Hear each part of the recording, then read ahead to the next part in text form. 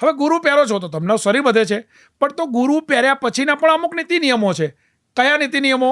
ગુરુ પહેરવો છે, જો મેં 2 ગુરુ પહેર્યા છે, એક 28 કેરેટનો ગુરુ છે સાહેબ, ઓહો, અને આ 11 કેરેટનો. તો મેં ગુરુ કેમ પહેર્યા છે? હું લોકોને પહેરવાની ના પાડું છું, પણ હું મારા પોતાના ઉપર એક્સપેરિમેન્ટ કરું છું કે હું ગુરુ પહેરીશ અને ગુરુ પહેર્યા પછી હું કયા પ્રકારની લાઈફ જીવીશ તો ગુરુની મને આડઅસર નહીં થાય. તો મારે લોકોને કહેવું છે.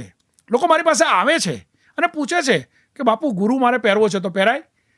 તો ગુરુ પહેરવાથી તમારું શરીર વધે છે. ગુરુ એટલે ઈગો. ગુરુ એટલે ઈગો.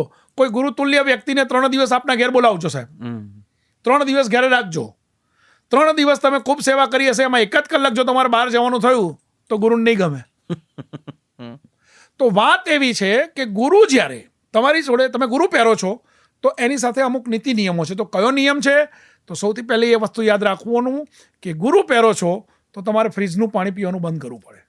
સાહેબ, વર્ષોથી મેં ફ્રીજનું પાણી નથી પીધું. ગુરુ પહેરો છો તો તમારે ગણેશ રુદ્રાક્ષ ધારણ કરવો પડે.